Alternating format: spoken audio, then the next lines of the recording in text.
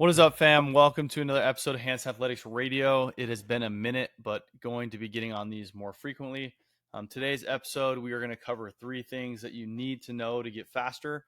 I made an Instagram post on this. If you are not following yet on Instagram or Facebook, just hit up HansenAthletics, give us a follow. Covering these 3 main things that you need to know if you want to get faster. We get athletes in all the time asking these questions. This is going to be great for coaches. This is going to be great for parents of athletes, and this is great for athletes themselves. What I wanted to share with you guys today is the 3 things that you can focus on as you go on and develop your speed as an athlete. Number 1, things that you need to improve is obviously force production. So this is going to be a very common thing that most of you already know. You need to get stronger to get faster. But then we have to look at the force production related to your mass or your body weight.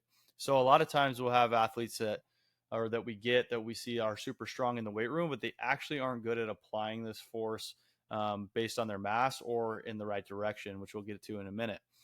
So pound for pound, just think you need to be able to create high force and be able to do it smooth and energetically into the ground and not be an athlete that might be strung under a barbell but has a hard time moving quickly. So this is a combination of what you would talk about when you say that's a powerful athlete. They might not be the strongest in the weight room, but they are very efficient. They're able to produce power quickly, and therefore we classify them on the field as a powerful athlete. Now, number 2, ground contact times. This is really important. So the ability to attack the ground and get off the ground quickly. That's what we just talked about a little bit. This is going to really come down to your development with your plyometrics, extensive and intensive. Extensive being your very small, low intensity plyometrics where we're just bouncing off the ground and work on elasticity in the ankle and the lower legs.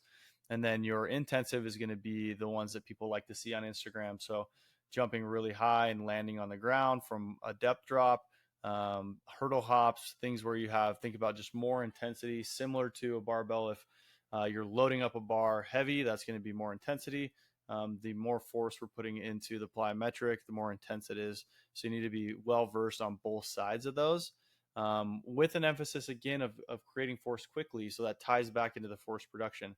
So if you're doing a lot of plyometrics, but you're spending a lot of time on the ground, odds are it's not going to carry over to what you're trying to do on the field. So keeping that in mind as you do that training.